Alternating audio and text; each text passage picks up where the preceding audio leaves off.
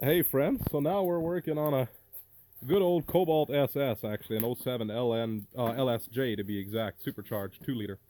Anyhow, this video is going to be a number of things for you, but start with the basics, of course. This cover goes on over top here.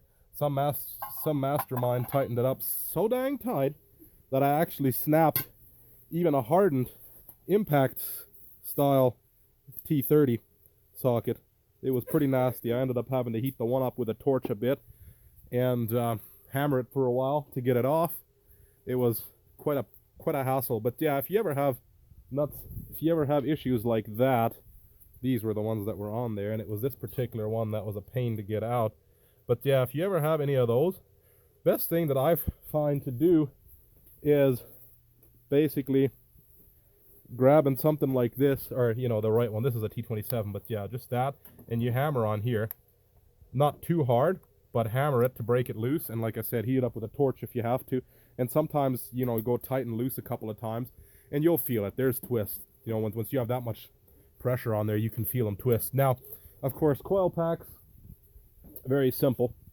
On this particular thing, they just go in like this, of course, and these plug in, and actually when you push down, that actually sucks them tight. So they're very easy to change. They're probably pretty cheap on eBay too, I imagine. And actually in this case, the reason we're doing this today is boost, I think, is the problem. It actually blew my spark plug right apart, and as I was doing a pull, it was like lots of screaming boost. 1 second, and then all of a sudden, and that was it. We were running on 3 cylinders. And of course I noticed it instantly, so I just let off, and I figured it was something like this, and sure enough. But anyway, a compression test, that's kind of what this is about today. And very, very simple to do. I mean, this is just kind of a basic how-to video for those who have never done it.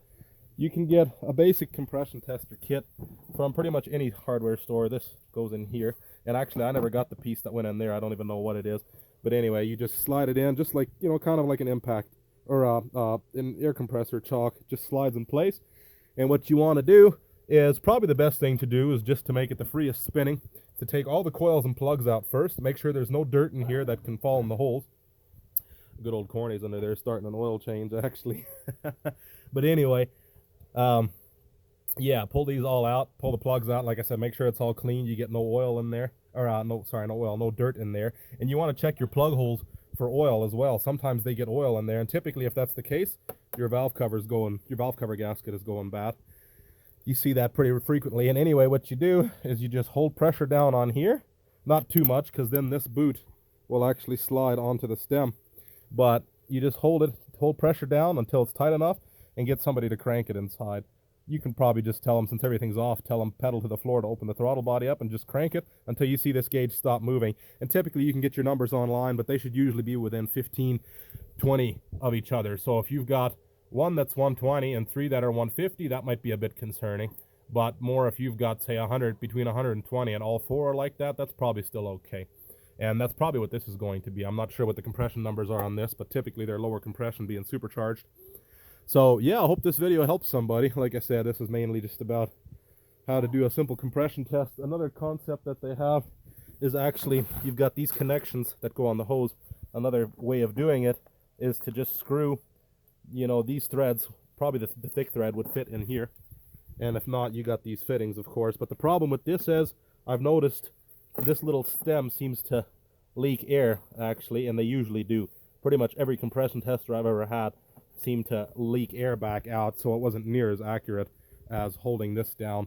But sometimes you can't get at it, like the V6, V8, all those motors, they're a lot harder to get at usually, so you can't even force this down in there. But like I said, hope this video helps somebody. God bless and take care.